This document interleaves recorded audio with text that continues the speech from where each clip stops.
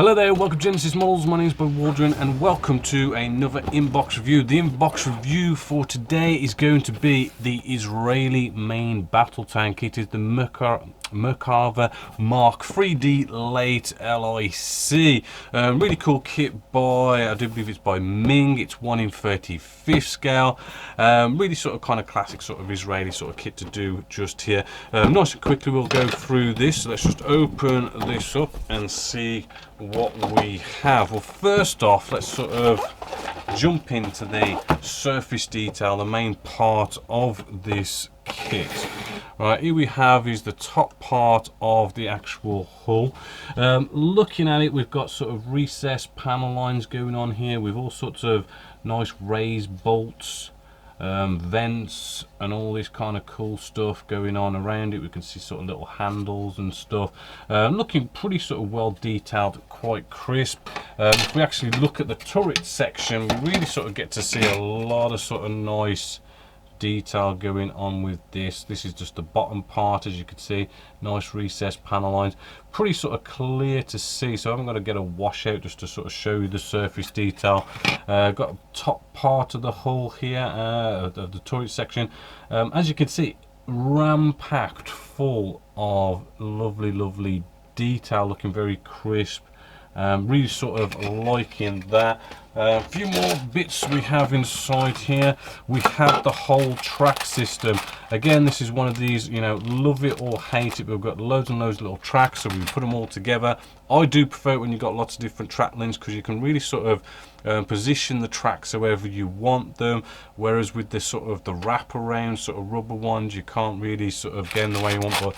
But more time consuming, a little bit tedious, but I do think the end result is a lot better with them. We do have our idle wheels just here. Let's have a quick look at these. Right, hopefully, as you can see, it's sort of well detail going on in there. Not seeing major flash, but there is a slight bit of flash issues. What I'm kind of not quite liking, if we sort of look as close as we can, we could sort of see these have been cut off a sprue for us. I don't tend to like it when manufacturers do that, because you do have that chance of whoever cuts them off the sprues for us might not cut them off too well, and you might have problems there. I do prefer to cut them off myself. This one in particular, I mean, I'm not seeing any sort of, you know, not cut off that well. Looking at the second one, you know, it's close, but you know, they don't seem too bad. But you know, it's human error, and you're putting that error into somebody else's hands. I don't tend to like it. But moving along, nice bit of the bottom hull. I mean, you know, it's a bit of a brick, but you know, all the details go on this anyway, so not too worried about that. Actually, sort of jumping ahead, we do have in this little bag here, we do get a nice bit of photo etch. It's only a little bit, maybe slightly a bit of a gimmick, but you know, still we've got a bit of photo etch there for vents and stuff. A little bit of wire here, probably something in the instructions will show that later. This is probably something to do with the towing, this little bit of a rope just here. I prefer to use metal, actual metal, but you know, we've got this fabric rope. There are ways around it, sort of like dipping it in PVA glue to make them look a little bit better and more realistic, but you know, not too bad. Then we have the decals themselves, looking quite good, looking in registry. Nothing really to harp on about, not many decals, which you don't normally do with tanks, but you know, looking quite good. Then we do have a big box, as you can see, just full load of little sprues. I'll just quickly go through these because it's just lots of little bits stuck on here and there. You'll get the picture after just seeing a few. I won't get them all out of the bag, but a bit of the bottom hull bit here, and I don't know, sort of running road wheel stuff, all sorts of towing eyes and stuff. Again, we've got some armor plate here, which actually doesn't look too bad. Actually, we'll get this one out. show you a little bit more of the surface detail. As you can see from the armor plating just here, it is, you know, you've got nice recesses, raised bolts, right, well detailed. There's another load of detail going on just there. Does look rather cool. We've got some armored side skirts as well. Again, same sort of level of detail going on with the rest of the kit. All sorts, little bits and bobs. Again, it's armor. I mean, I don't really want to sort of go through them, or you can just press pause or something and just have a look at the sprues. Okay, maybe of interest here, we do have the main gun. Right, we do have some nice MGs going on here, which, you know, do look very detailed. We've got all sorts of detail on these. Nice couple of MGs going on just there. I have noticed a little bit of flash here and there on the main gun there. You can just see all that sort of flash right on the end. You know, it's you know, there is a bit on this kit, but it's not something absolutely terrible, but you're gonna have to deal with it a little bit. Ejector pin marks, as you can see, we do have that thing where the ejector pin marks, as you can see right there, sticking right out. We're gonna have to cut them off or something like that. As you can see, it breaks off pretty easy, but it's not going to be on show. I know we've got to sort of cut them off and that, but yeah, if they're not on show, it's generally not too bad. The main gun, as you can see, we've got sort of a nice amount of detail on here, but there's we've got to bring all these pieces together, and it's quite a lot to put together for a main gun, but hopefully that will end up making it look really cool in the end. Again, more sort of bits and bobs, again going all over our tank. We've got a couple of duplicate sprues as well. So for instance, this one here, we've got our main drive wheel just here. Lovely sort of detail, nice big bolts in there, looking quite realistic and everything. Moving along, all sorts of bits of suspension arms, I think these might be, and everything. But yeah, looking quite detailed, and there's duplicate sprues there. All the wheels, you know, again, we've got duplicate sprues here because there is a lot of wheels, and hopefully you can see these wheels are going to look really sort of nice, sprayed up and weathered. Loads of sort of bolt detail going on. Let's turn this over.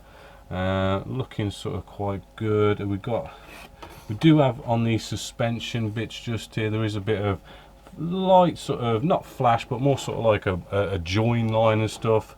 Might be a bit sort of tricky to get them looking all sort of neat, but then, you know what, these are tanks, that is the sort of suspension. We can just throw a load of mud on there and we'll never notice it's even there.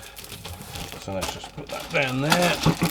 Moving along, a few little bits and bobs again. We've got some sort of spare tracks here to probably put on the hull and stuff. Nice bit of detail on this. I'll get this one out. We've got these chains that go on the back of the turret section, as you can see. Actually very sort of detailed, actually, for something, you know, all these chains, you can actually see through the chain bits just there. It is very small, very detailed. The flash is virtually non-existent. It's you know, quite a nice, very sort of intricate, sort of very fine bit of plastic going on just there, which it kind of needs to be if you're going to sort of do chains. I'm not quite sure, but I think I remember there was some sort of a nice bit of aftermarket parts for that to really make it look really nice. We do have some clear parts with this kit as well, which is good to see, because I know with some armored vehicles, they sometimes, with all the sort of little peepholes and stuff, they don't sort of do it clear plastic. Oh, that's really nicely packaged as well. Yeah, I've just got that out of bag as well, and then we've got this sort of light sort of sticky plastic as well, which really sort of protects them, which admittedly isn't massively needed for something like armored fighting vehicles, but that is something you want to see with, say, aircrafts and stuff. I do like that. Be nice to see them with aircrafts.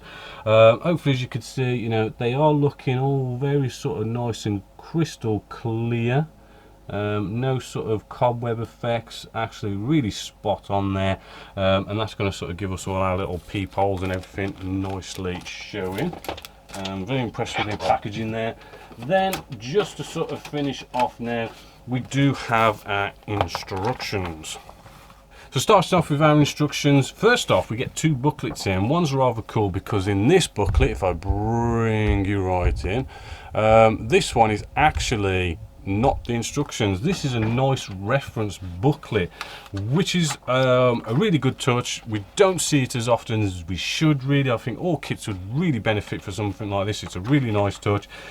Just nice sort of background information on the vehicle itself, but lovely in colour pictures of the tank itself.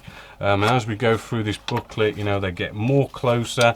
Love the way they sort of show the kind of weathering these tanks will sort of have, so it's going to help you with how you weather your model and everything.